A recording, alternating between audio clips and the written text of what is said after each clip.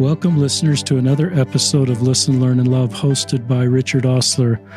My guest on today's podcast to talk about a new book that they've co-written is Richard E. Turley and Barbara Jones Brown. Welcome to the podcast, you two. Thank you, Richard. Thank you. It's really an honor to join you on this podcast. Listeners, I think Mountain Meadows Massacre is a really important topic in our faith, and I'll just tell you what I know about it, and I don't know too much about it. I'm in my 60s, and this story has been around me my whole life. And I knew it was a tragedy that happened, I now learned 1857. I've always been a little foggy on who was at fault. I knew a Latter-day Saint was executed for his role. I've never quite understood Brigham Young's role. I've never quite understood the Paiute Indians' role. I recognize that Elder Eyring issued an apology in 27, and there was a memorial connected. So I kind of the foggy details I'm aware. I don't know the political context for what happened and why it happened. And maybe you're like me, maybe you know less or more, but this is a chance to really learn about the Mountain Meadows Massacre from two, what I would call brilliant LDS historians that have spent decades on LDS history and understanding exactly what happened at the Mountain Meadows Massacre. So the name of the book that we're going to talk about is Mountain Meadow Massacre and Its Aftermath. And the co-authors, as I mentioned, are Richard E. Turley, we'll call him Rick in this podcast, and Barbara Jones Brown, two people that I deeply admire and respect. Is that okay for just an overview of the podcast? Sounds great to me. Yeah, it's beautiful. Barbara, what? In case some people don't know you well, and I don't know either of you really well, will you just take a minute before we get into the topic and just introduce yourself? I think you both have graduate degrees and have careers, but will you introduce a little bit about your education, your station in life, what you do professionally, and any service, anything you want to tell our listeners about you? You're first, Barbara, from Park City, Utah. Sure. So I actually grew up all over the West. I didn't move to Utah until I was almost an adult, but I've had an experience of living outside of Utah. And actually, most of my friends growing up were not Latter-day Saint. So I think that kind of taught me how to see everything from various viewpoints. So I'm grateful for that experience. I went to Brigham Young University, where I majored in journalism and minored in English. From the time I was in an elementary school, I knew I wanted to be a writer. Cool. And so that's why I majored in both. I, years later, went on to get a master's degree in history, and we may talk about that a little bit later, but in American history. And I worked in the church history department when Rick Turley hired me years ago to edit volume 1 of this series that we're talking about today, which was called Massacre at Mountain Meadows. He hired me in 2005. And then, of course, we went on to write the sequel together of this book, which has just come out, called Vengeance is Mine, which you've mentioned. My husband and I are the parents of 5 children. And we just had our first grandbaby a year and a half ago, with a second on the way. So that's kind of our family story. Thank you, Barbara. Rick? My genealogy is somewhat unusual in that my father's mother comes from Cedar City, Utah, which was the hub of where the planning occurred for the Mountain Meadows Massacre and the base for where many people left to go to the Mountain Meadows to commit this horrible atrocity. My mother's father, on the other hand, is from Northwest Arkansas, which is the ground zero for where the victims of the massacre came from. I have no direct ancestors who were either participants in or victims of the massacre, but because of my family connections to these two geographical regions, I have shirt-tail cousin relationships to many of the perpetrators of the massacre and to at least 22 victims of the massacre. I was born in Fort Worth, Texas, and grew up in Texas, Utah, Iowa, Washington. And as a child, I I lived in both of these culture regions. We would go down to Arkansas when I was a child. We would go to, we live in Utah when I was a child. And I came to know and understand the people from both of those regions. When I became 15, I began my deep dive into church history. People who have a more than average interest in this subject generally have a period of time in which they sort of get interested to the point where they really dive more deeply. And I began diving deeply at age 15. At age 16, we moved to Utah from Washington State. Utah had release time seminary. I became the district seminary bowl champion. And then my senior year of high school, I was made the academic vice president of the Salt Lake Valley North Seminary District Council, which meant that I was responsible for writing and judging writing the questions for and judging the competitions in Seminary Bowl for 15 schools in the Salt Lake Valley during a church history year. And so my deep dive got even deeper and deeper, and I just became enamored of church history. And of course, in all that deep diving in high school, I ran into the Mountain Meadows Massacre. It was one of the topics that I studied. On my mission, I think, or thereabouts, was when I first read Juanita Brooks's 1950 book that was so path-breaking. I went to BYU, graduated with a degree in English. At that time, I didn't think that going into history would be a very good occupation because at that period of time it was hard for people to get jobs. And so I went into law, graduated with a law degree, and planned to work in my law office in downtown Salt Lake City and spend my free time researching church history. Within a year of my graduation, I had the opportunity to move over to the church history department. I became the managing director of that department in January of 1986.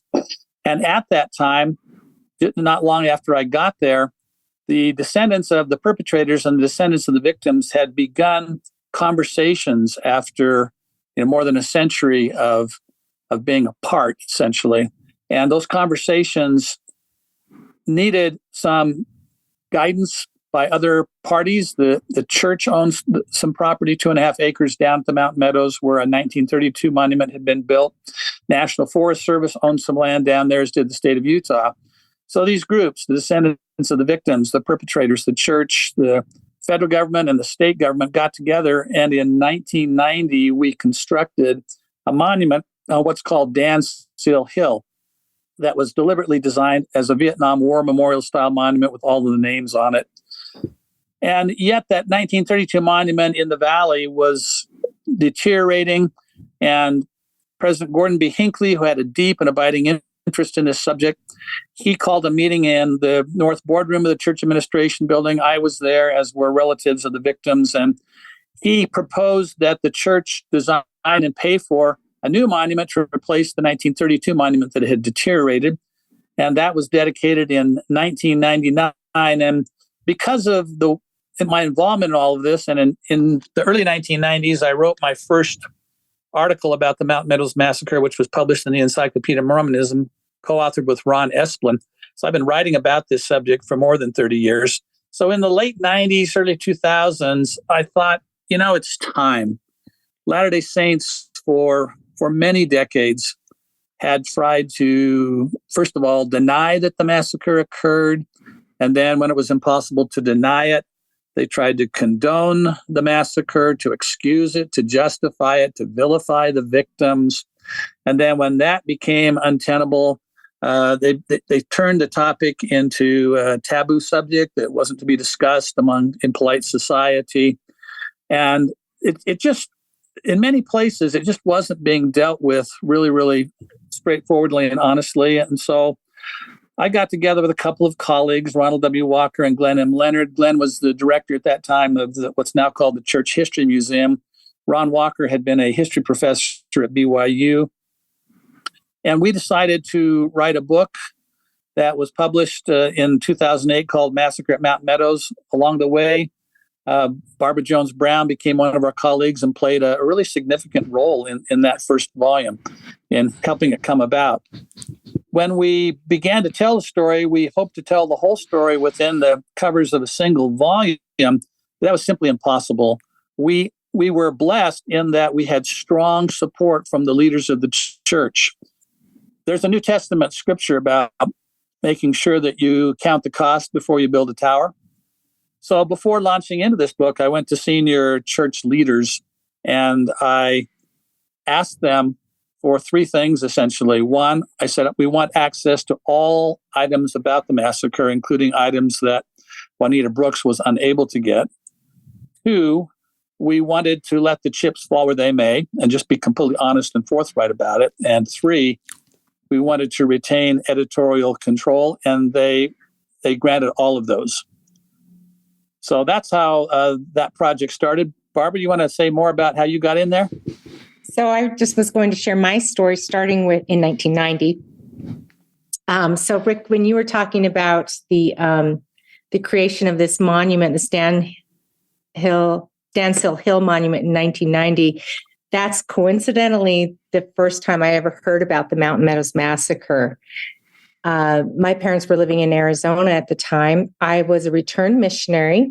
I was a seminary graduate, a BYU graduate, and had served a mission. And I was home one day. I was 22 in 1990. And my father was really into Mormon history and Western Americana. So he had all kinds of historical items framed and hanging on the walls of our family room. And I had often seen this, it looked like just an old newspaper spread or something, a depiction, a Western scene. And for the first time after my mission, I was just looking at it closely one day. And it was of some men carrying guns, walking next to other men without guns and some wagons. And then I looked closely, and then there were some stereotypical depictions of Plains Indians hiding in the corner of this. And I thought, what is this? And then at the bottom, it said Mountain Meadows. And it was an 1877 Harper's Weekly fold-out newspaper spread that Dad had taken and framed. And I said, Dad, what's the Mountain Meadows? And he says, well, honey, in 1857, a group of Mormon militiamen wiped out a bunch of California-bound immigrants. And it felt like I had been punched in the stomach. Wow. I was so shocked. And because all I had ever heard were just the wonderful stories about our Mormon pioneer ancestors and the things that they did, and just only good things, the good things. And I said, Dad, you're kidding me. Why would they do this? And he said, I don't know, honey. They just, we don't know. Kind of what you were saying, Richard, like, we don't know. He says, rumors are that they had poisoned a spring and supposedly had the gun that killed Joseph Smith. And I remember saying, so? Why, and he says, we just don't know. And so that was just something that I always kept in the back of my head since I was 22, but I just resolved that someday I wanted to know what had happened. So later, I was doing some freelance journalism articles, and I was going down to a Mormon History Association conference in Provo. And my husband, who was a journalist for the Deseret News, he said, hey, why are you down there? There's some authors down there who are presenting their research on a book they're writing about the Mountain Meadows Massacre. Rick Turley, Ron Walker, and Glenn Leonard. He said, why don't you see if you could maybe get go to their session, see if you can get an interview with any of them and write up a freelance article on their book for the Deseret News. I said, great. So I went down to the conference. I went in their session. It was quite lively, to put it mildly. It was just jam-packed with people. And I thought, wow, people are just as interested as I am in learning what's the story here. I was really nervous and intimidated, but I reached out to Rick Turley and asked if I could interview him. He was so kind and friendly. I also was able to get an interview with Ron Walker. I interviewed them about their book, and Rick told me all about what they were doing. I published the story in the Deseret News, And that was my next encounter with Mountain Meadows. So I learned a little bit more just by listening to their presentation and then interviewing them and writing the story. Several years later, I had been working full time for the Ensign magazine as an editor, and I stopped working there when I had my daughter, my first daughter. But I left a resume with Elder Marlon K. Jensen, who was the church historian and recorder at the time. I knew Marlon. I call him that because I've known him for years. He and my dad were roommates at BYU. Wow. And I just left him a resume and said, hey, if you ever need a freelance editor, something I can do from home, I'm really starting to get more interested in church history. Let me know. He gave me a freelance project editing a family history manual. I did that. And then I didn't hear anything more for months. And I thought, well, I'm never going to hear from the department. So I kind of just forgot about it. Then one day I got a call from Richard E. Turley Jr., who was the managing director of the church history department at the time. And he said, I have your resume, and I wonder if you'd like to come in for an interview to work with me in the church history department. And we just found out I was pregnant with my second baby. My other daughter was 3 at that time. So I said, well, would it be freelance? Would it be part-time? Would it be full-time? And he said, it's a full-time position. And in my head, I thought, this makes no sense right now at this point in my life. So in my head, I was thinking no. And I said, okay, well, what would you want me to do? And he said, I want you to edit my book on the Mountain Meadows Massacre. And I said, I'll be right there. Wow. So I still wasn't sure if this was the right thing, but it never hurts to go in for an interview. I interviewed with Rick. And during that interview, it was an incredibly emotional experience for me inside. I was keeping it all inside, but it didn't make any sense, but I knew I was supposed to take this job. It felt right. So another funny story is when I accepted the offer from Rick, I said, I'm not required to tell you this, but I want to tell you that I have a baby on the way in about 8 months. And he said, well, when's your baby due? And I said, May. And he said, well, that's okay. We'll have this book finished by April.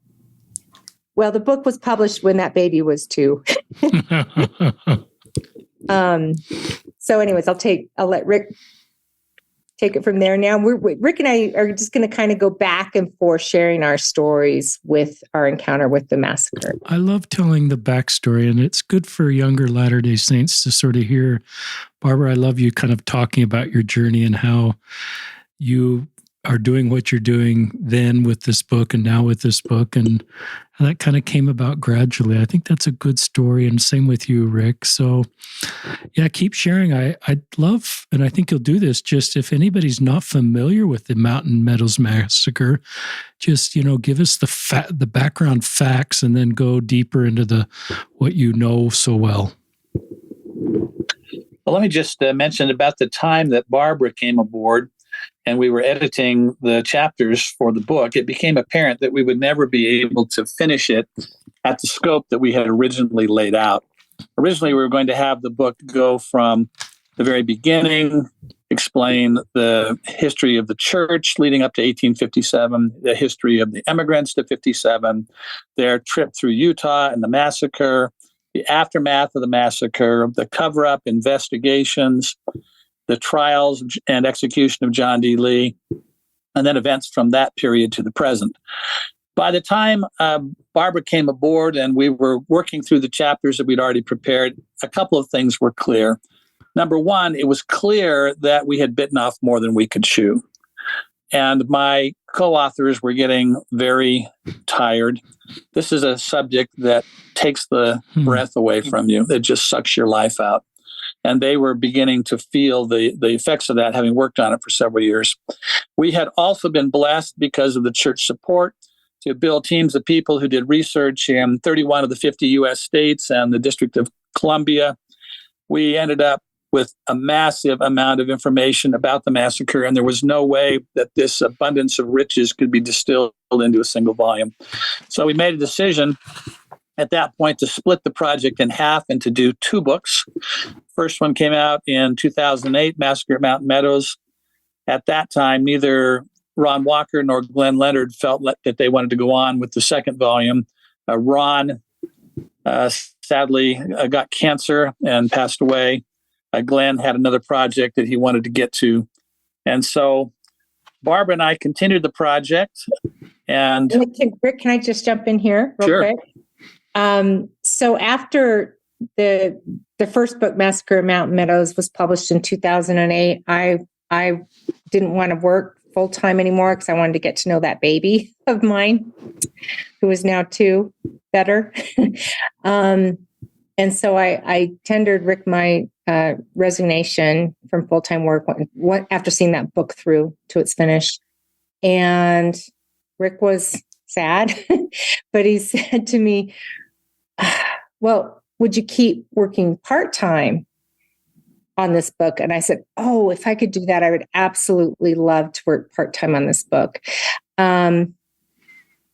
Famous last words. Anyways, I also decided while I was editing book 1, I absolutely loved history. And like any good journalist does, I wanted to examine the sources and do all the source checking I could. That's how you're trained as a journalist. The only difference is now I'm just source checking with people who are dead. They're no longer living. True.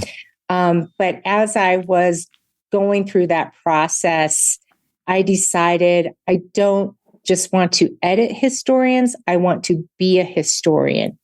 And so I determined, again, once the book came out, I started a master's program in American history at the University of Utah. We were living in Salt Lake City at the time, so that I could become a historian myself.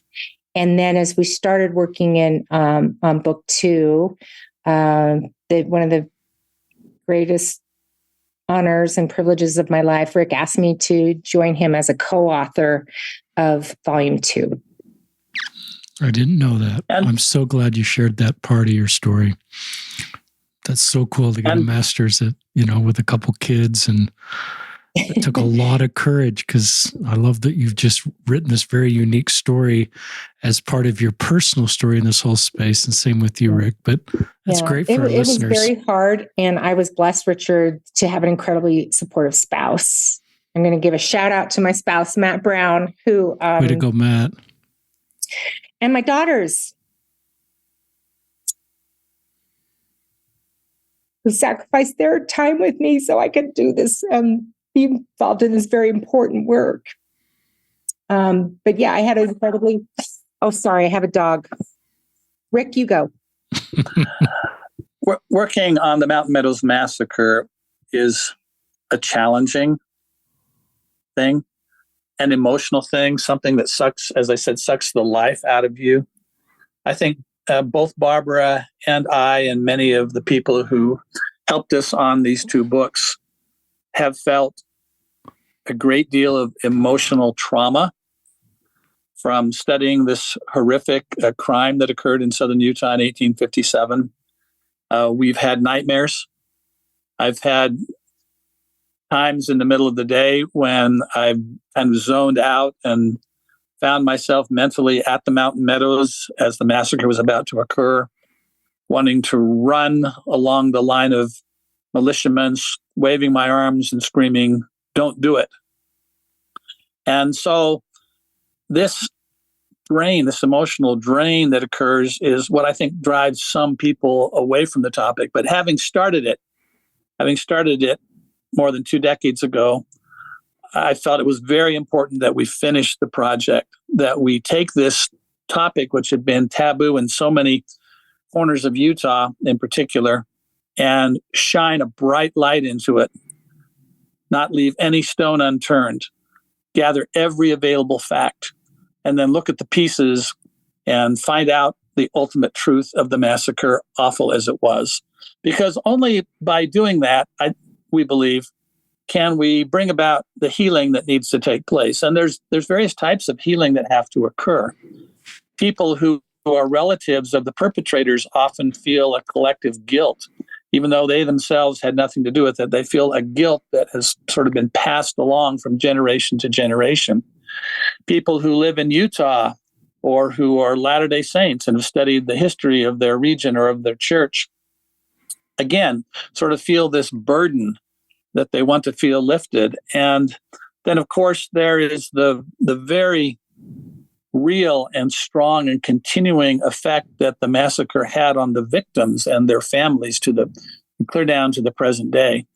And so one of the things that has motivated us to push forward, difficult as this project has been, and as emotionally excruciating as it has been, is to help bring about this healing, and in particular, to help people realize what we all need to do in order to have that healing take place. Maybe Barbara wants to say something about that.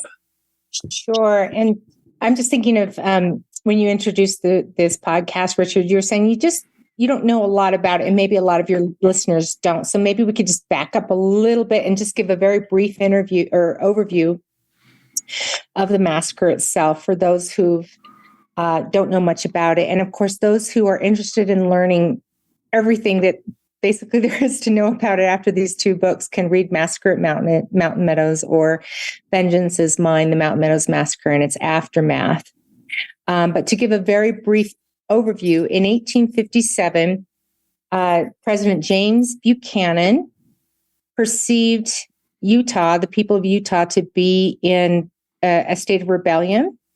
The federal government was concerned about the theocracy that was being practiced in Utah.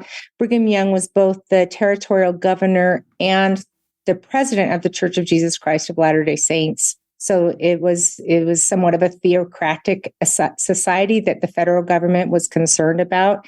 Latter-day Saints were also practicing polygamy in a country that was very much monogamous. And also Latter-day Saints were forming friendships and alliances with local Native American tribes, which the federal government at the time did not see as a positive thing. So for these reasons, Utah was seen to be in a state of potential rebellion. President Buchanan sent a new governor. Back then, territories did not have the right to elect their own leaders. They were ruled by federally appointed leaders. So President Buchanan sent a new governor, a non-LDS governor, and a slate of federally appointed officials who were not LDS to the territory to take over and control, quote unquote, the territory, control the Mormons. The Mormons perceived this approaching army that was coming with these federal appointees as threatening. They had the trauma of Missouri and Illinois in their minds still after being driven from those states in just a couple the last decade or so. And so they were worried about what the reasons were for the army coming. We're just very briefly giving an overview here, but to make a long story short, a feeling of hysteria set in, and Brigham Young determined to not let these troops, let the soldiers enter and occupy Utah territory. He said the federal appointees could come in, but not the army. They developed various strategies to try and keep the army. They want to convince the federal government to pull the troops back and not have them occupy the territory. One of these was a strategy to encourage Native Americans to participate in cattle raiding with Latter-day Saints, to try and convince the government that if you displace the Mormons, that all havoc was going to break loose in the territory. One of these cattle raids went awry at the Mountain Meadows. People who were attacked, these immigrants who were headed for California, became aware that white Latter-day Saints were involved in the raids. And rather than letting them go on to California, some of them had been murdered in one of these raids. And rather than letting them go on to California, Southern Utah leaders made the very bad decision that violence was the answer and that they needed to wipe out all of the witnesses of what had been going on, and committed the massacre, killing dozens of innocent children, women, and men in September of 1857. Do you want to add more to the overview? I want Rick to add some more, but just the cattle raids were like, if I want to make sure I understand that in our listeners, they were, so there's groups coming through and they bring cattle with them, obviously.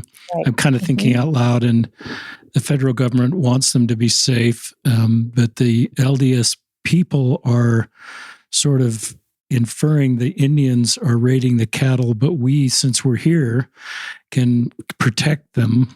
And just talk, I may not be getting that right. And so it, yeah, no, that's, and so stay out federal government because we got this, because we're the ones that work with the Indians to solve this problem. Yeah, don't displace us, don't drive us from our homes again. But because we are here, we are making these trails, most of the trails to the West Coast pass through Utah territory. And one of these cattle raids went sideways in the sense that,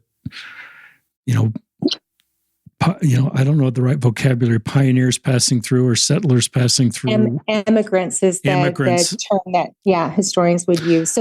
So cattle companies were coming from Arkansas, Texas, Oklahoma, and they were driving cattle to the gold fields of California. Cattle was at a premium at that time because there were so many people going to California for the gold rush and so forth. And you could sell cattle at a premium there. And so this was a common thing. There were a lot of cattle companies passing through Utah territory en route to California or settling there. California was the nation's newest state at the time. And so Young came up with this strategy thinking, okay, let's convince the federal government that if you leave us here and leave us alone and let us continue to be here in the Great Basin, we will keep immigration safe. But if you threaten us, all havoc is going to break loose and cattle raiding will start. And then secretly, privately, Brigham Young and his advisors were trying to encourage Native Americans to participate with them in these cattle raids. Now, we should make clear that Brigham Young never intended that anyone be hurt by this. He never intended that there be murders. He never intended a massacre. But things went awry in Cedar City, and local leaders there made some horrific decisions that led to the Go for it, Rick. I think many students of Latter-day Saint or Utah history are aware of the raids that Lot Smith and members of the territorial militia of the Nauvoo Legion carried out on private supply wagons that were backing the army. These were not military convoys in the sense that they were part of the military. These were civilian convoys that were backing the U.S. Army, providing the supplies for them. And many people have heard of how Lot Smith came upon one of these and got all of the teamsters to move away, and then they lit them all on fire. But the raid on immigrant cattle companies was part of this same policy, this same ploy to try to convince the federal government, and in the case of the supply trains, to slow the army from coming into Utah territory. Now, as Barbara said, part of Brigham Young's policy was nonviolence. He felt that if the Saints were not violent, that they would have greater political influence in Washington when Congress convened and considered what the president had done. The president had done this without having the sufficient backing from Congress. And so Brigham Young's feeling was that if we can just slow the army down and give Congress a chance to meet, Congress will decide that the president has gone too far and, in fact, back off. And something very much like that does end up happening. But unfortunately, down in the Cedar City area, there was some extremism that had developed. And I think this is very important for us to understand in order to have proper healing. It's very easy in times of difficulty, in times of stress, to become on the extreme ends of a political spectrum or a spectrum of feeling that can cause people to do things that don't normally occur in peacetime. In peacetime, most civilizations of the world adhere to something very similar to the provision in the Ten Commandments, thou shalt not kill. But in periods of duress, particularly in periods of war, many of those same countries around the world mount armies of people to go out and do exactly the opposite, to kill people. And so, as I have studied mass killings and violence over the more than 30 years that I've been studying the Mountain Meadows Massacre, I've realized that a lot of these things occurred during periods of stress. And you had this Utah war on at the time.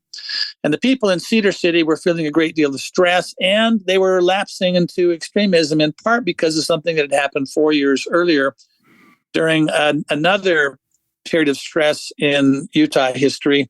During the so-called Walker War, there were people in Cedar City that had a wide range of opinions about what they should do. The leaders became very, very strong and put those who disagreed with them in chains and threatened to execute them. So when that war was over, those moderates, if you will, picked up and they moved to California, leaving a kind of groupthink in place there in the leadership of Cedar City.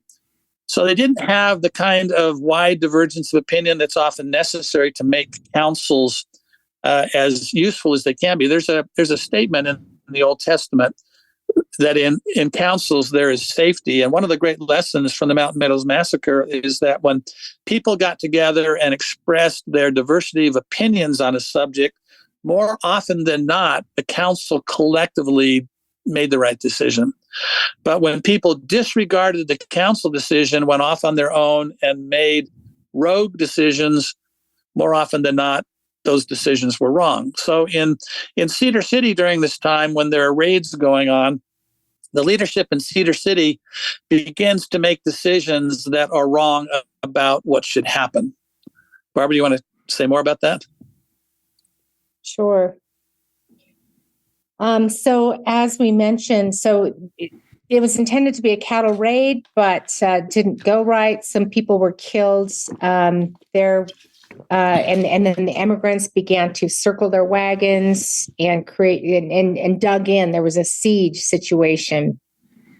Outside of that corral were two immigrant men who had been trailing cattle. They were behind the main company, did not know what was going on at the Mountain Meadows. They're bringing these stray cattle in. Two Mormon militiamen are on their way back to Cedar City to report what happened. They make, again, a horrible decision that they've got to contain the situation. So they fire on these two immigrant men.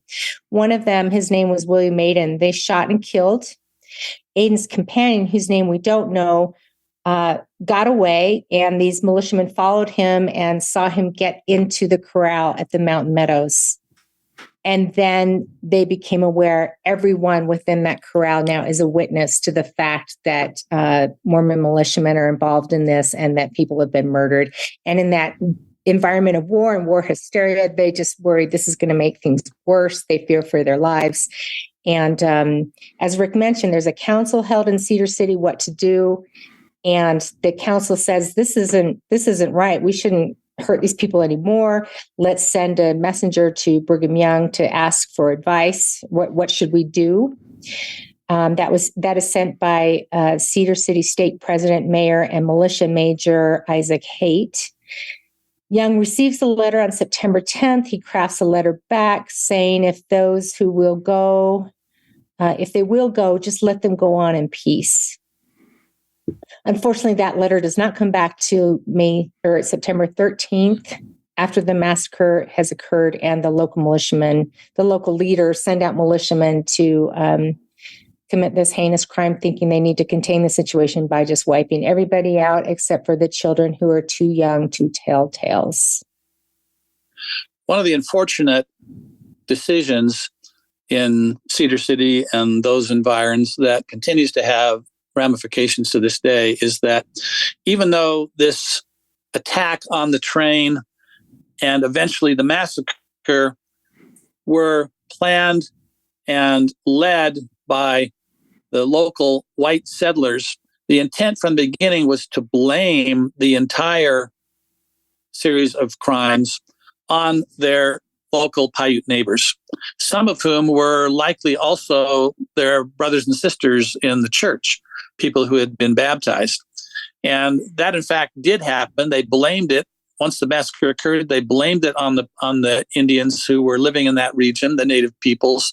And they have borne the brunt of this blame unjustly since 1857. And one of the things that has to occur for there to be healing is for people to acknowledge that the dominant responsibility, the major role in all of this, was with the local white settlers, probably 50 to 60 as best we can count. In one of the appendices in our first book, Massacre at Mountain Meadows, we list all of the participants in the massacre and give them a letter rating, an A or a B, for what level of participation they had in the massacre. So I think that's one thing that has to happen, is we have to acknowledge that the Paiutes have been unjustly saddled with the total responsibility for a crime into which they were cajoled into participating somewhat reluctantly, and then, of course, carried the burden now for generations. Yeah, and they were cajoled into participating. So again, they were victimized too, so that they could these white settlers could blame it on them. So these are victims in some ways too, the Paiute people of Utah. So maybe circling back now to our personal stories of encountering and working with this story, as I was encountering it and working on all these sources as the content editor, and putting in every horrendous detail, making sure every horrendous source detail that we could find was included about the massacre itself. I was traumatized. I really wanted to know what happened, and encountering and facing what happened was incredibly painful, incredibly difficult. I've said before, I was so grateful I had an office at the time that I could close the door and cry. And I was a young mother, a mother of young children. I was the same age as many of the immigrant women, and my children were the same age as their children. And so I put myself in their shoes and just could not imagine the horror of what they went through. So I would often go down the hall to Rick's office, and I started just feeling this overwhelming feeling that I needed to meet descendants of victims. And I told that to Rick many times. And finally says, well, there's the direct descendant of Alexander and Eliza Fancher and a direct descendant of John Twitty Baker. They're coming up to meet with Elder Jansen pretty soon. You can meet them after that meeting. They're coming here from Texas and Arkansas. So I was standing outside of the office. As soon as the meeting was over and they came into the hallway, I grabbed their hands and was walking with them towards the elevator. And I just said, I just want you to know, I think your ancestors were good people. And I'm so sorry for what happened to them. And their eyes got big. And then they both grabbed me and hugged me. And we were standing there in the lobby outside the elevator crying. And I was kind of shocked. I didn't know what their reaction would be. I was just shocked at how all of us just burst into tears, even though we had met 30 seconds before. And I realized they were dealing with their own pain, of course, being descendants of the victims, that we were both feeling pain and being able to express that. And they just said, thank you. Thank you. That means so much to us. And they said, we're having a reunion of the descendants of the victims in the spring. This was April of 2007, reenacting the departure of the wagon train in Beller Spring, Arkansas. Why don't you come out and participate in that with us? And I was honored. My dad had actually invited me to go to a different event in Northwest Arkansas that same time. It was coincidental. So my dad paid for me. I went out and met all of these descendants of victims, and they were angry. They were angry at the church. They were angry. And because I had studied, I was angry too. I was angry at what had happened to their ancestors. And because I had faced that history, I was able to sit with their anger and to sit with their grief and to understand it. And I just could listen and let them kind of vent their anger at me. And I just told them again and again, I'm so sorry. I'm so sorry. And they were all always surprised and said, thank you. We just needed to hear that. So I went back to Utah and I just said, hey, we've got to do more to meet with these people. Can we work on some reconciliation? While I was out in Arkansas, they invited me to their homes for dinner. They gave me tours. They showed me around. They took them to burial sites of their ancestors. And I came back to Utah and met with Rick and Elder Jensen. I said, let's do more of this. Let's get more of this going. So maybe Rick can pick up there. Will you circle back at some point and just go through a little? I want to just, for our listeners, was this, a lot of people died. Was it a multiple day event or was it a very quick event? And did they know they were being attacked, or were the people attacking them presenting them as trusted settlers and then turned on them? So I kind of know that story from the podcast I listened to on Mormon land, but maybe you can share some of that at some point with our listeners. Sure. So backing up, when the immigrant company approached Cedar City, part of Brigham Young's policy was to get the people in Utah to preserve their cattle and their grain, so that if the federal army did come to Utah and the citizens of Utah had to flee to the mountains and undergo a siege kind of war, that they'd be able to survive without starvation. And since these were cattle companies driving through Utah, part of what Isaac Haight suggested be done when the company came through was that they try to get as many cattle from that company as they could. So when the company came into Cedar City, they had managed to get some grain despite an embargo on grain sales. And they took the grain to a mill and they were charged an entire beef just to grind that grain, which, hosts on the plains crossing the Americas and in the mountains, they charged whatever they could get. But still, if you were on the receiving end of that, you felt that wasn't very hospitable. So that contributed to the frustration that the immigrants had felt coming down through the territory. In previous years, in 1851, Alexander Fancher had come through, and that was during a period of time when the local people were selling freely to immigrants who were coming through, and it turned out to be financially beneficial to both. And it became a kind of conventional wisdom that if you're going all the way to California, provision yourself through getting to Salt Lake. And that way you don't have to carry as much weight and wear down your animals. Then when you get to Utah, you can reprovision, take some money with your reprovision, and you can get the food you need to get to California. Well, in 1857, that proved to be incorrect because of the Utah War. So these immigrants came down through. They were not able to get the grain and the fresh vegetables and other things they needed to feed their families. These were young families for the most part, very, very similar to what you might find in a part of Utah where there are new subdivisions and a lot of young families moving in, parents with small children, some parents with teenagers.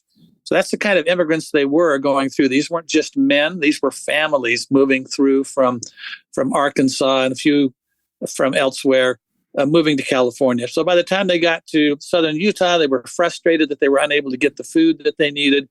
They had some tensions in Cedar City. They weren't great tensions, but they felt they had enough that they needed to talk to the senior man in Cedar City, Isaac Haight. So some of them approached his house. He interpreted their approach as the approach of a mob. He called out the local marshal to arrest them. They acted the way most immigrants act in crossing the plains. You don't want to leave one of your members with one of the local people wherever you are when you're crossing. You want to take them with you because you don't know what's going to happen to them. So they simply said, look, we will just move on down the trail. And so they moved on down the trail and thought that was over. Everything was over. But Isaac Haight, he made a decision that he wanted to do something about that. So he wrote to his military leader in Parowan, William Dame, and said, we want to call out the militia and surround these people. And what they've done, they would have fined them cattle. And Dame wrote back and said, no, words are but wind. Nothing's happened there with sufficient quantity to call them out. And so Haight decided that, unable to get the permission from his military leaders, he would do this unofficially. He called in a very strong man named John D. Lee from a local settlement called Fort Harmony. And he had Lee arrange an attack on the company. Now, as Barbara said, there was a council on Sunday. Haight mentioned to his council what he had done. The council refused to back him, said that wasn't right. And so Haight sent out a couple of men to call off Lee and his company, but Lee jumped the gun. He was supposed to wait until they were down in the valley of the Santa Clara River. Instead, he jumped the gun and attacked them at Mountain Meadows. People died.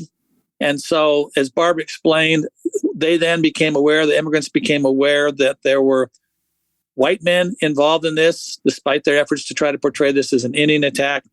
When Haight became aware of that, he went to Parowan, and basically Dame called out his council. The council said, gather up their cattle and send them on their way. But afterwards, Haight pulled Dame aside and said, look, you don't understand. And basically, he gave him what he thought was true, but in fact was not. He in fact told them that most of them were dead, and that since they knew that white men are involved, if they went on to California, they'd raise an army at the same time the army was coming from the east, and that they would be caught in between. So they made the very horrible and erroneous decision to wipe everyone out who was old enough to tell the tale. And so they sent members of the local territorial militia, the Nauvoo Legion, to the Mountain Meadows. That first attack occurred on a Monday. There was occasional gunfire between Monday and Friday, but on Friday, the militiamen went and approached the wagon company under a white flag, and John D. Lee went in and negotiated and promised to give them safe passage back to the Latter-day Saint settlements.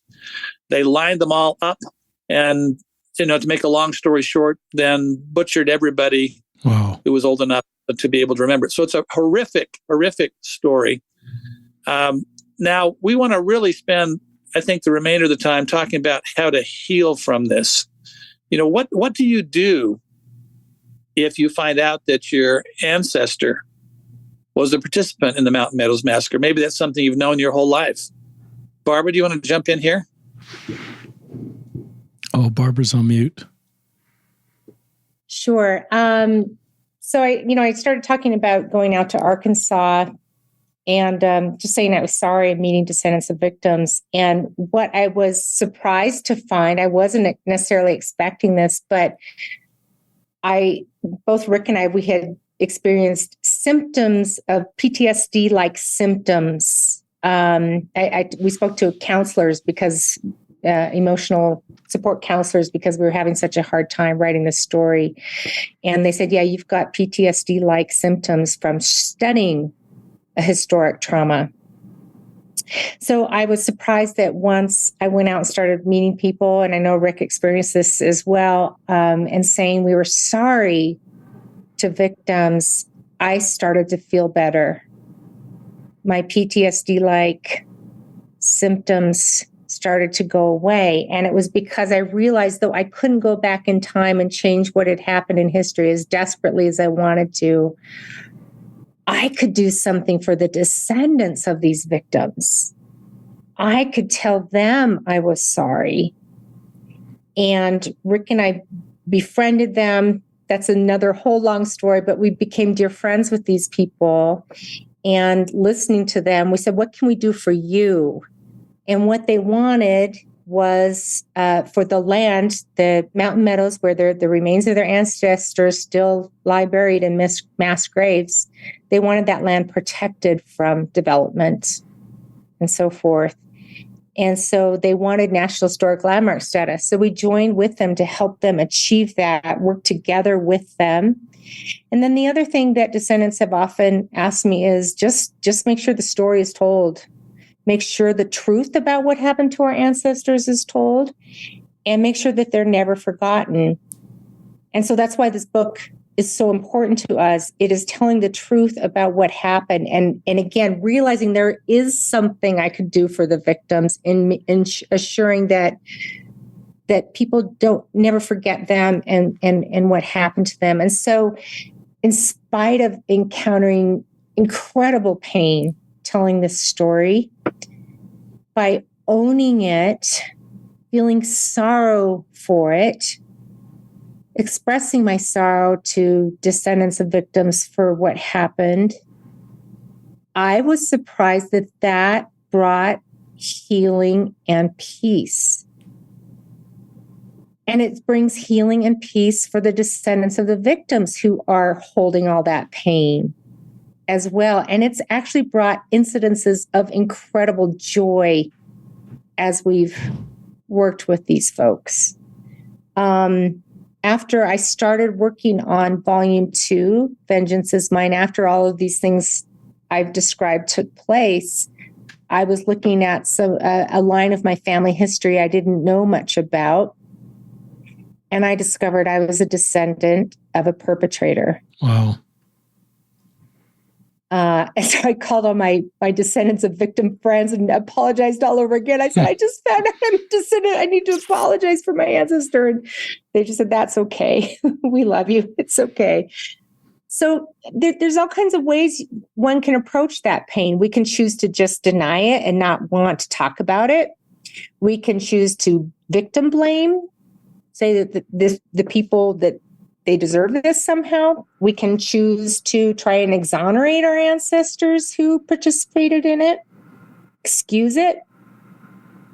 And that's one way of trying to deal with the pain, but ultimately the pain never goes away.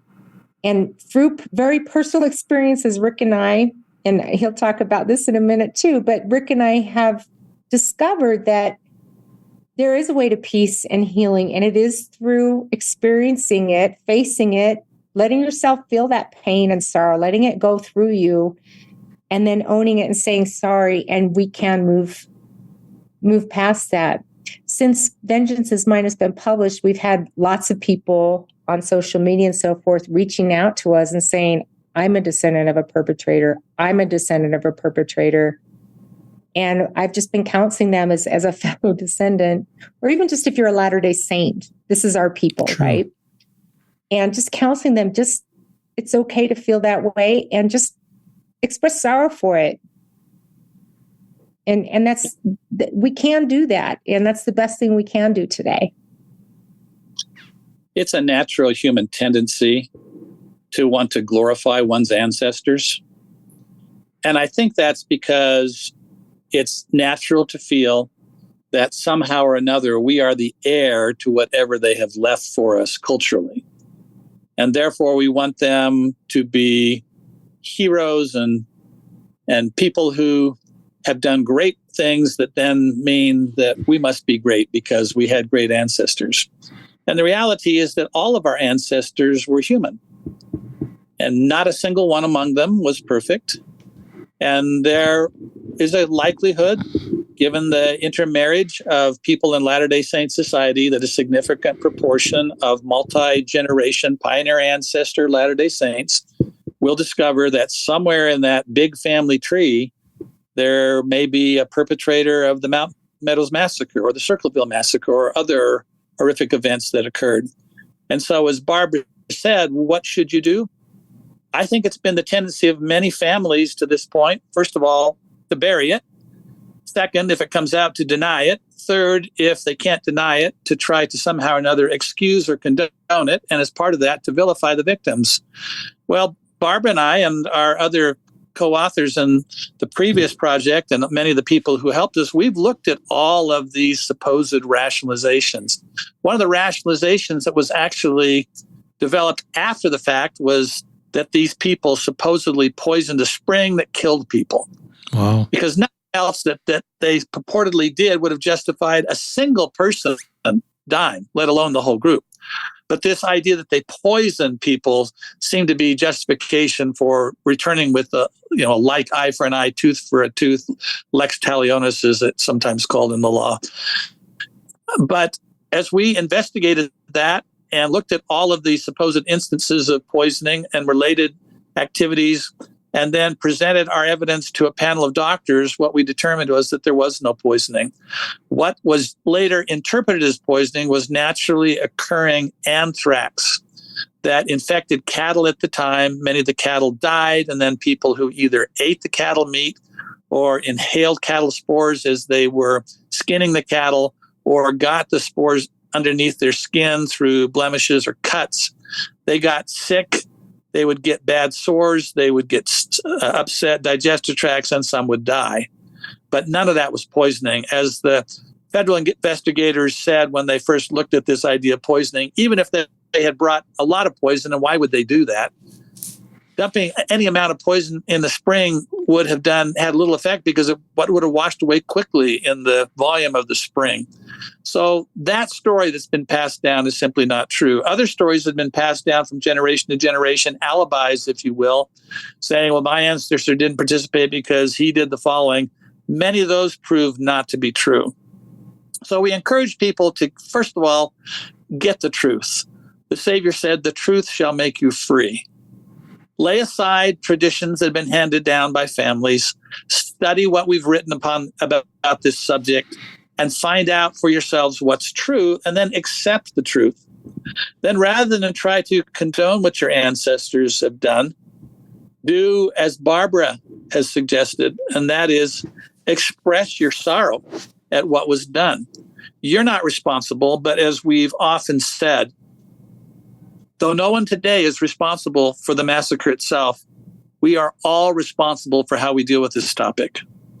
And if we seek to justify what was done, to condone what was done, to deny what was done, then we become party to this intergenerational crime. And with that, we perpetuate the trauma. To bring healing, we have to acknowledge the truth and then express our feelings about it, particularly express feelings of sorrow towards those who were the victims. And then we need to go forward to do what they want to be done, which is to remember those people whose lives were unjustly taken from them and to preserve the land on which they remain still lie today. Now, fortunately, a good thing that happened over the last 3 decades or so that I've been engaged in this is that church leaders have very much supported the idea of preserving the land down at the Mountain Meadows. When I first became involved, the church owned 2.5 acres down there. At the behest of the people who want it preserved, many of us have gone forward and proposed and received acceptance of the idea that we preserve as much land down there as possible in order to preserve it from development that would somehow or another keep you from being able to imagine what happened. So from that 2.5 acres, we've gone to where there's now hundreds of acres that have been acquired and brought under National Historic Landmark status, and monuments have been erected. When you go to the Mountain Meadows today, you can imagine, if you know the story, you can imagine exactly what happened. And there is a feeling of reverence that's associated with that site. I always feel a sense of wonder when I go to historic sites and imagine what happened on those properties. And if you read what we have written about what happened there and then go to the site, I think you too will feel a sense of reverence and awe and can come away feeling that those people who died should be honored, not vilified. I'm just so moved listening to both of you. And one of the things I'm struck with, listeners, is these are historians. It's an academic project, but this is a heartfelt, deeply emotional, deeply personal, deeply pastoral, deeply mourn, bear, and comfort baptism covenant type of ministry. This is multifaceted work you're doing of healing and hope. And Barbara, going, both of you have, reached out to the descendants of the victims and so that's one of the things there's so much reconciliation, but the principles of this story apply to today with the extremism and also the need for reconciliation for different things that occur in all of our personal lives and in the broader macro world. But that's another topic. I keep sharing. I mean, people are probably, I know you'll get to this, but people are probably interested in Brigham Young's role, because I've kind of been cloudy about that. You've kind of talked about that. And John Lee was executed where other people equally as responsible that were not prosecuted. So that's in the book. You're free to go wherever you want to go. We've got about another 30 minutes. So you can go wherever you want to go. I just trust you to know what you want to share. Okay, well, maybe I'll start with the first part of that question, and Rick could do the second part of the question. So we wanted to track very closely what Brigham Young knew and when he knew it.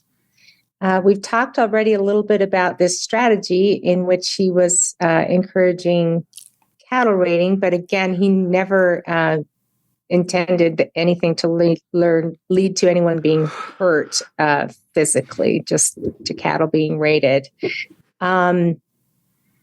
And so what happens is we received this letter from Isaac Haight in Cedar City, as we mentioned. He writes back on September 13th to let the immigrants go. That's the first thing that he hears, that something is going on, something's gone awry, something unusual is happening down in Cedar City. He starts to hear rumors that there's been a massacre in late September. A Native American, a Ute, shares the rumor that this has happened. And then on September 29th, John D. Lee, who was one of the key ringleaders in the massacre, comes to Brigham Young and reports the massacre. He lies to Young about what has happened, starting with claiming that the massacre had just recently happened, even though it was September 29th. And it happened actually on September 11th. And he makes it seem that it's an express. So it looks like they immediately reported the massacre to Young rather than they waited, because they were worried about what are we going to say, because we received this letter too late that told us not to do this from Young.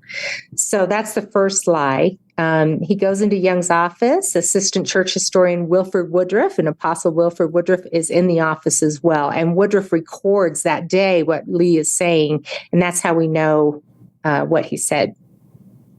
He lies to Young. This is where the victim blaming begins. He says these horrible things, that they were part of the mob in Missouri and Illinois, which they weren't.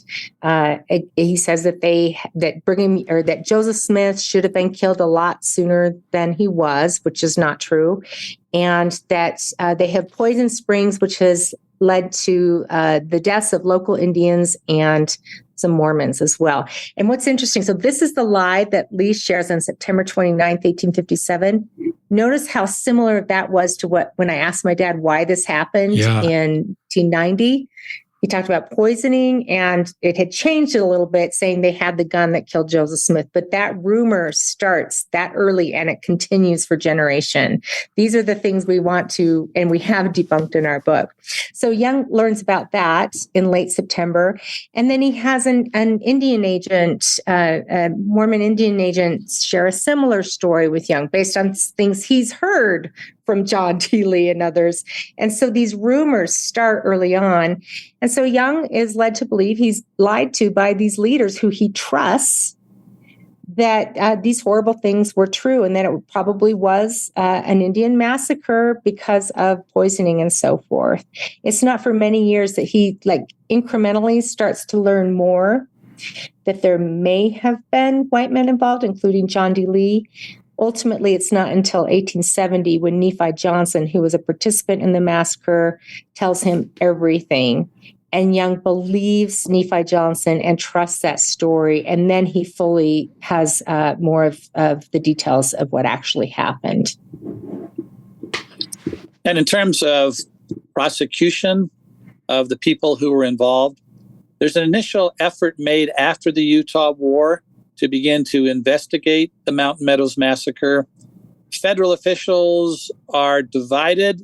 During the winter of 1857-58, in their bivouac camp up in the area of what's now Wyoming, but was then Utah, the tensions developed between two different groups of the federal officials. Some were very militant, wanted to come in and be very strong-armed in dealing with the Latter-day Saints.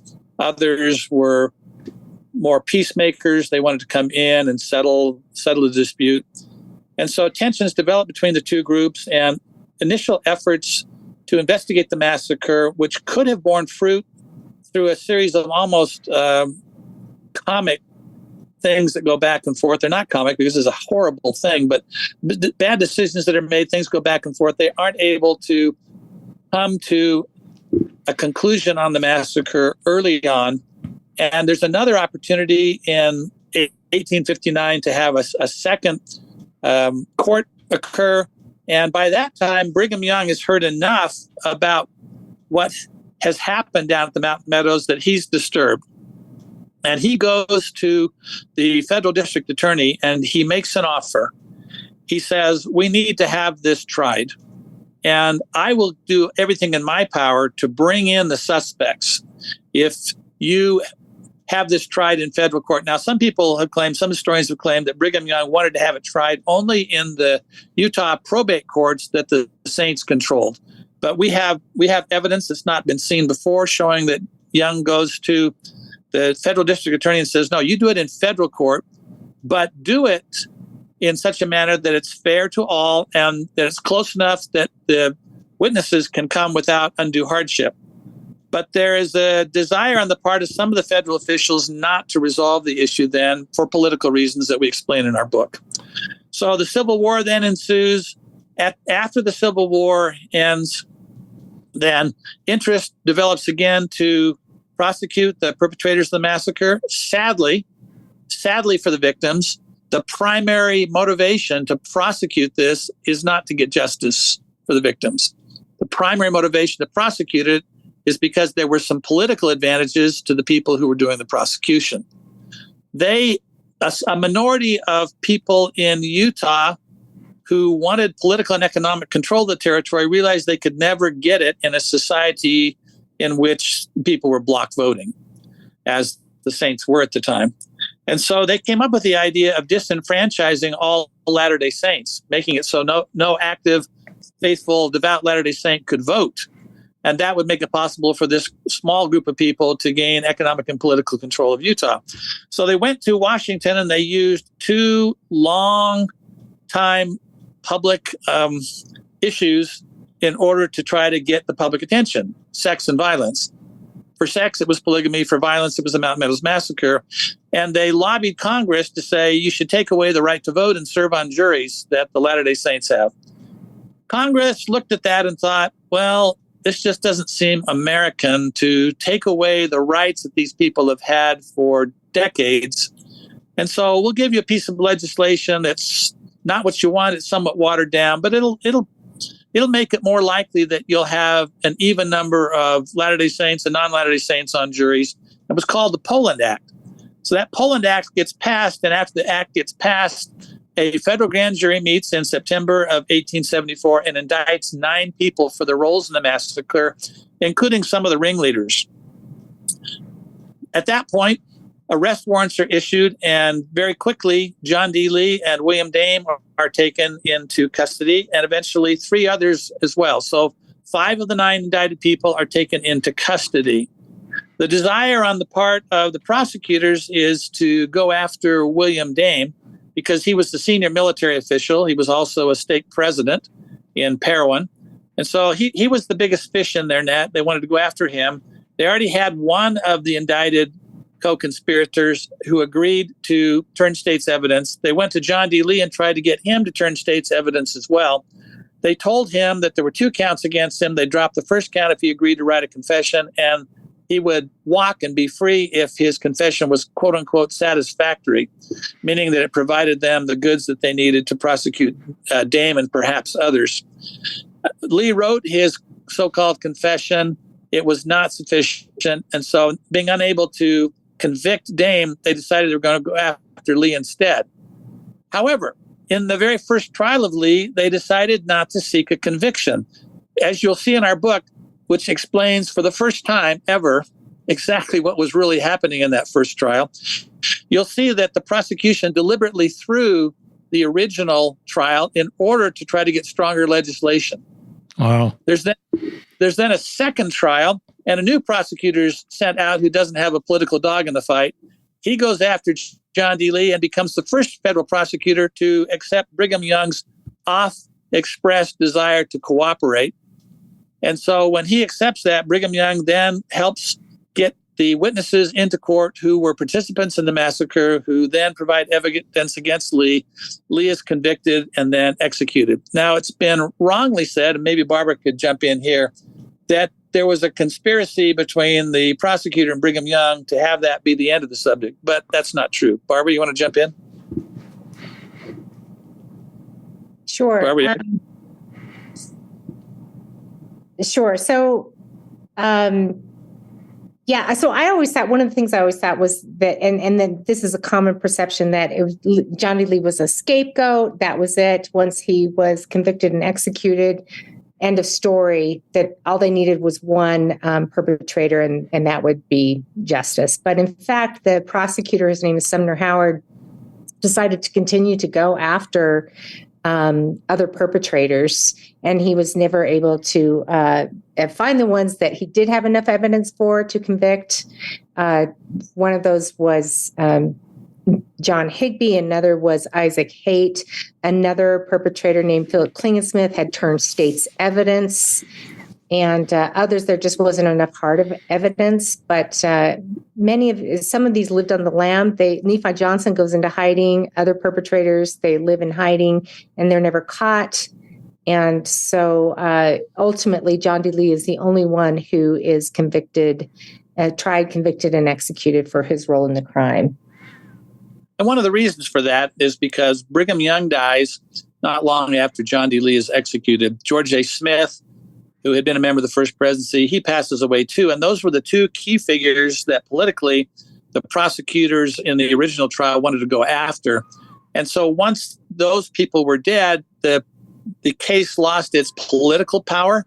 And so those who wanted to gain political control of Utah then turned to sex, namely polygamy, and pushed hard to arrest people who were polygamous, which led to the 1880s raid period and eventually to the church finances collapsing, and ultimately to the Wilford Woodruff Manifesto of 1890. But coming back to the massacre, one of the things that happened that's unfortunate is that even though there were 50 to 60 people who had some kind of role in the massacre, once John D. Lee had been executed, it was easy for all of those other participants to dump on him, to say it was his fault.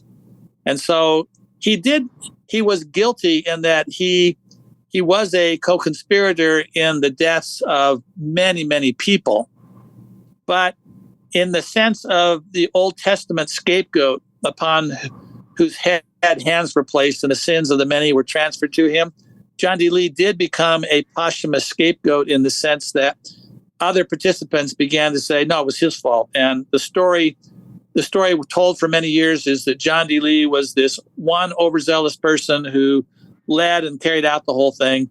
That's simply not true. And the Lee family likewise has borne a disproportionate share of the blame over time, blame that's really community in nature. This was community violence, and hence the need for the entire community and all of the descendants of all the participants to acknowledge the roles of their ancestors and to do the things necessary to bring about healing. Talk about the children that survived. From what I understand, they did not kill children that could not be witnesses and explain what had happened.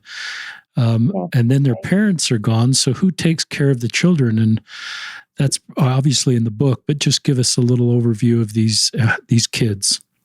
So 17 of the very youngest children, aged 6 and under, were spared.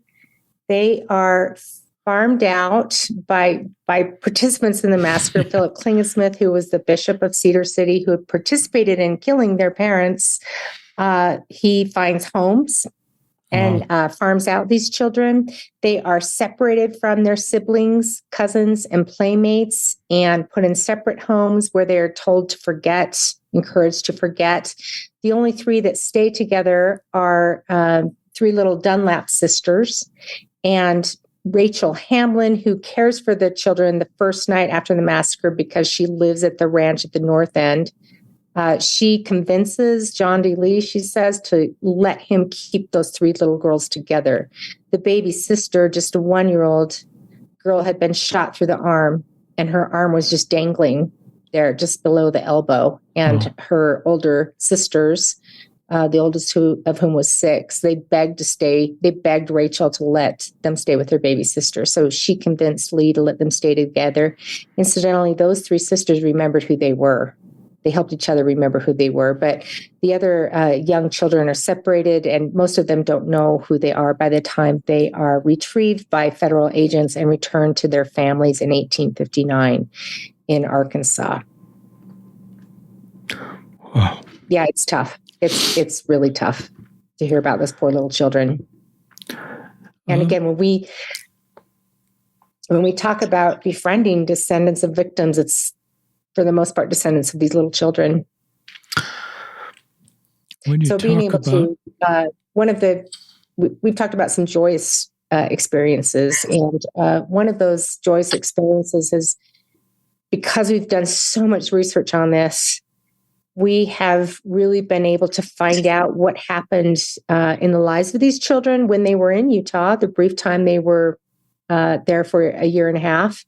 And we were able to find out a lot of detail about their return journey to their families, how they were returned, and so forth. That is one of the chapters in our book. And that book is titled Precious Legacies. Oh, my gosh. To those 17 children.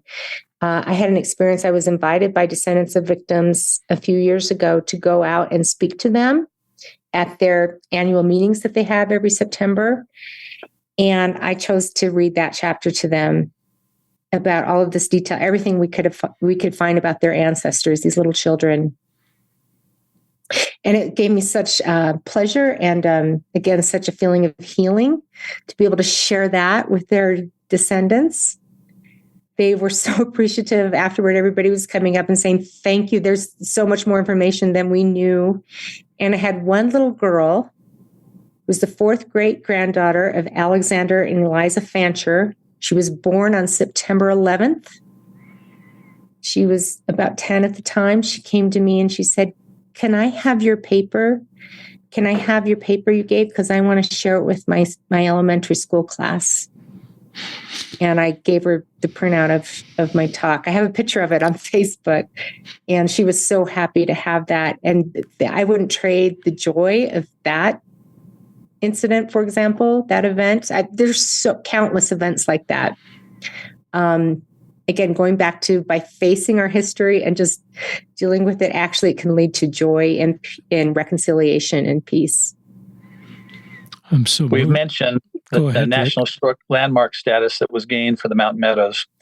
There are 3 Mountain Meadows massacre groups, and one of those groups, the Mountain Meadows Monument Foundation, was the group that first proposed that there be National Historic Landmark status for the Mountain Meadows.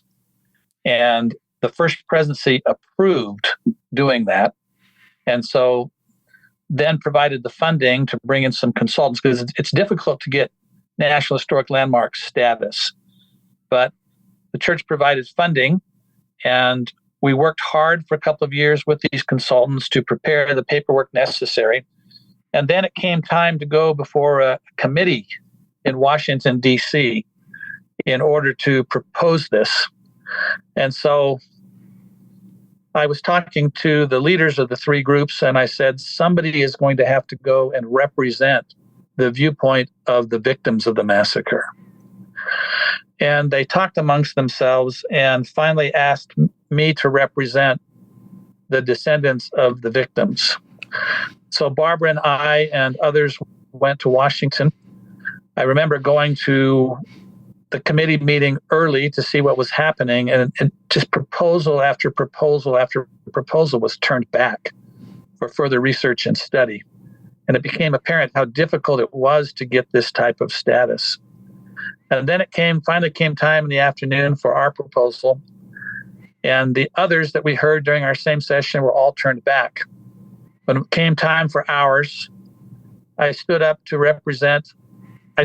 as a church employee, representing, of course, the church in that capacity, but spoke as the representative of the victims of the massacre and told the story from the viewpoint of the victims. I've given many, many speeches, many, many talks over the years in lots of settings. This certainly was one of the most difficult talks I've ever given, because I grew so emotional, telling the story of how these good people wrongly had their lives snuffed out, entire families or portions of families. The committee listened. The heads of the various organizations that went out with us, the 3 Mountain Meadows groups, the state of Utah, a representative from whatever interest group there was that had a role in all of this, they each stood up in turn and expressed their support for it. And then the committee voted. And when they voted, we heard the first positive reply to a proposal had been made that day, as I recall. And they granted that this go forward. And then it went through the additional processes. And then we all met together at the Mountain Meadows. And the director of Zion National Park came up representing the Department of the Interior and provided the plaques that you can now see when you go down there, establishing the Mountain Meadows Massacre Historic Site as the National Historic Landmark. So that's one of the things that we've been blessed to do that helps bring about this type of healing. Now, sadly, the monuments at the Mountain Meadows, like monuments throughout the West, all of us have seen, have experienced graffiti and vandalism over time. One of the ways that relatives of the perpetrators of the massacre can heal and show their respect is by respecting this land and the markers that are on it, and teaching the truth to subsequent generations so that subsequent generations will likewise respect this. As we said before, no one responsible for the massacre is alive today, but we're all responsible for how we deal with it. There are lessons we can learn from this horrific act of violence. And if we choose to learn those lessons and pass on those lessons to subsequent generations, perhaps we can avoid future violence and also avoid future perpetuation of lies that only perpetuate hatred and intergenerational trauma. Instead, we can perpetuate healing and learning and understanding. Wow, I'm just so moved on so many levels. I'd love you to talk about implications for today, just the broader implications. You talked about extremism that existed at the time, Rick, and I don't know if you want to go that direction, but as I get older, I value the voices and perspectives of historians. My brother's a historian, and I recognize owning our history, understanding our history, even if our history is difficult, as the United States history is sometimes difficult. Owning that, teaching that, it helps us to do better as a society. Why sometimes we don't want to do the very things that you've done here and our church has done, and the healing that creates, and also the teaching that brings into our lives not to make the same mistakes again. So I don't know if you want to go that direction at all. That's kind of a whole nother segment, or just kind of, we're coming close to, our time. We can go another 10 minutes. So I'll just let you decide what you want to share in the last 10 minutes. Sure. So just maybe we could touch on that real briefly. And then at the end of the show, I'd like to share an email address that I've created. Rick and I have been talking about how we've had the opportunity to, through our work experiences, meet descendants of victims. I know that there are countless others who are also descendants of perpetrators, or just Latter-day Saints who feel sorrow for what happened, who might want to share their feelings. I've created an email address if people want to send those. And Rick and I have been talking about, we could compile these and take excerpts from some of these letters. If anyone wants to write in and share their feelings about how they feel about it as a Latter-day Saint or as a descendant of a perpetrator, maybe I'll just share that really quick. It's MMM. So in other words, the acronym for Mountain Meadows Massacre, but MMMreconciliation@gmail.com. And Richard, maybe we could include that in the notes. We will. But I would invite anyone to participate in that way that would like to. On the subject of extremism, that is one thing, just observing how this extremism and this us-them mentality and atmosphere of fear led to this horrific atrocity. And we can see elements of that in every society in the world today, I think, and in our American society, if you're listening in the United States or elsewhere. And so it's just really important to avoid that extremism, to move away from an us-them mentality, to see every other human being that we interact with as our brothers and sisters. and seek to understand each other. We may have very different viewpoints on things, but seek that understanding. Seek to understand where people are coming from. If they're feeling anger about something, if they're feeling painful about something, seek to understand why before jumping to a judgment or before refusing to hear what it is that they have to say. And I do think that things could have been different in 1857. We wouldn't be sitting here in this podcast today talking about the Mountain Meadows Massacre if things had been seen differently back then. So I hope there's never another incident like this. And that's why, like you say, studying history is so important if we learn from it and make the present better and our future better for our children. It takes a lot for societies to go from the general principle, thou shalt not kill, to thou shalt go out and kill. And one of the things that happens that causes societies to flip from one point to the other is treating another group of people as the other, as being somehow either not human or less than human or inhuman, by vilifying them. And sadly, in today's world, where we have most people getting their news from their social media feeds, what we end up with is information fed to us in such a way that it reinforces our personal biases and doesn't give us a broader view of issues. So as Barbara said, if we will listen to others, particularly those that are different from ourselves, and listen to what they have to say, and in some cases, many cases, probably most cases, recognize that reasonable people can differ at times without requiring that we somehow or another need to become angry or insulting or warlike. So I do think that that there's a great deal that can be learned from this about our current circumstances and the need for kindness and patience and understanding and accepting others who are different from ourselves. I'm just so moved. Barbara is holding up her T-shirt, which says kind, kind, kind.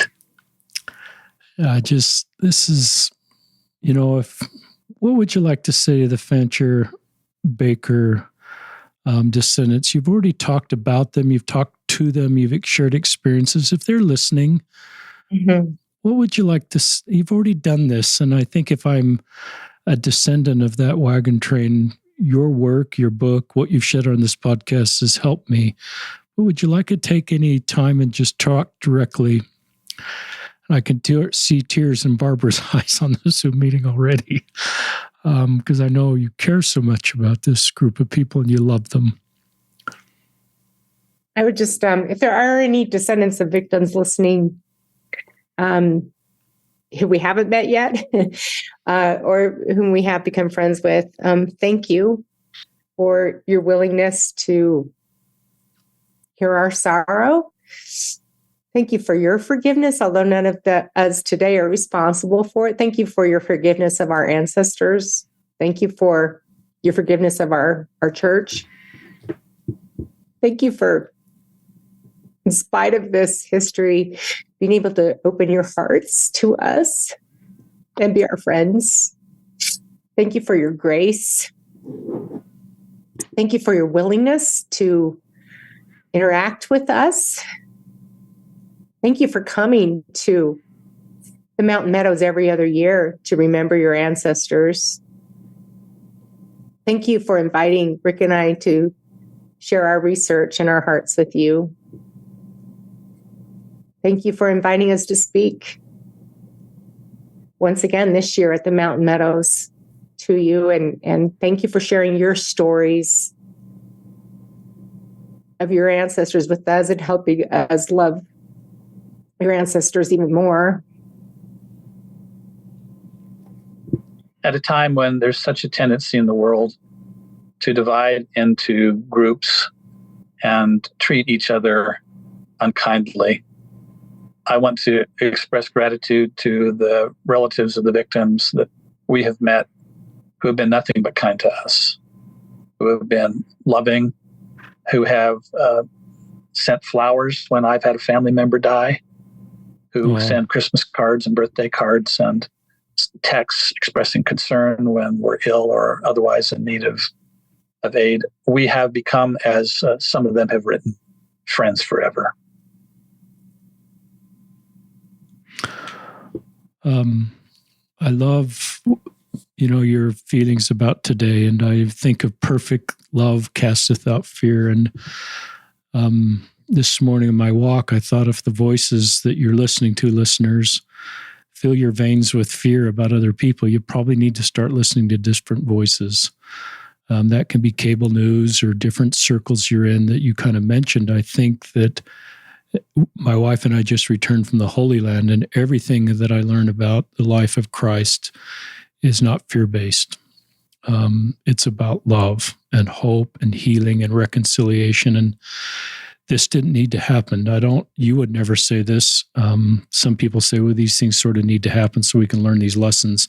That dismisses the lives of the victim. You're both cringing when I even brought that up, and you probably heard dismisses the pain of the victims to say somehow this meant to happen to help us learn and grow. This is pure tragedy. This is not part of the plan. This is agency gone awry, or whatever vocabulary that could be used, and it's just pure pain. But the work that you've done, the work and grace from the Fancher Baker descendants is remarkable, but it's a template. And that's why I'm so moved listening to your story and want to read the book, is it's a template that's so needed right now in our very vitriol, polarized community. And what we need to do to move forward is the same human family. We, as Latter-day Saints, have this doctrine that we're all spirit children of the same heavenly parents. And if we keep that in mind, it maybe helps us see other people the way we should see them. We all voted for the same plan in the pre-earth life, and we're all here with the same heavenly parents. And you two obviously understand that. Any last thoughts? I have a hard time stopping podcast listeners, as you know, because it's hard for me to stop. But any last thoughts either of you like to share? I would simply say the truth will make you free. Read what we have written. I'm not saying you have to buy the books. I'm sure libraries will be full of them. But read the book and be made free thereby. Yeah, and I would just say don't be afraid of history. Just be willing to face it. And as we've said it again and again, none of us today are responsible for what happened. We are just responsible for what we do with what happened. And we can learn from history and have it make us better people, lead to better relationships with people who are different from us, and create a better future for our children. Listeners will link in the show notes to three things. Your first book that you mentioned, the most recent book, Vengeance is Mine. We'll also add this email address that Barbara mentioned, mmm@reconcile. Reconcile. Just mmmreconciliation@gmail.com. All right. We'll get it right in the show notes, but Barbara Brown. Thank you. I'm thinking of my older brother right now who's written a book called, I don't want to shift gears, he's a historian, University of Oregon, has written a book called Surviving Genocide, and is a pretty sobering book talking about the history of Native Americans. And I'm not trying to shift the focus to read his book, but these sort of types of books are really important for us to understand our history of Americans and as Latter-day Saints, because I think that helps us do better and not make the same mistakes and be able to reconcile as we own our history. Richard, I'm really glad you brought that up, just because really quickly, this is a horrific massacre. There were many more horrific large-scale massacres of Native Americans in our country, including in 1863, one called the Bear River Massacre of Shoshone people by U.S. troops in what was Utah Territory at the time. It's now Idaho. But we need to recognize this is not just one massacre that happened to this group of people. This has primarily happened to Native American people, and we need to remember them as well. So I'm glad to hear about your brother's book. Tell our listeners about Darren Perry, Barbara. Just introduce Darren Perry, if you want to, and his role with reconciliation, understanding that. Sure. Darren Perry is a friend of ours. He is a direct descendant of one of the chiefs Sagwich, who survived the Bear River Massacre. Darren is Shoshone. His grandmother, May Timbimbu Perry, was the historian of the Bear River Massacre. So what Juanita Brooks did for the Mountain Meadows Massacre, May Timbimbu Perry did for the Bear River Massacre. Darren has made it his life's mission to continue his grandmother's legacy of sharing that story wherever he can. And so we talk about the Bear River Massacre in our book as well. That's great. Thank you for letting our listeners know about Darren Perry. Darren Perry was my second missionary companion. You're kidding me. Wow, what a small world. And that is a small world, as we served in England. And I didn't know any of this about Darren until the last 5 or 10 years. And what a remarkable man he is. And all three of you are doing good work. So thank you, Barbara Jones-Brown, Richard E. Turley. And this is Richard Ostler signing off from another episode of Listen, Learn, and Love.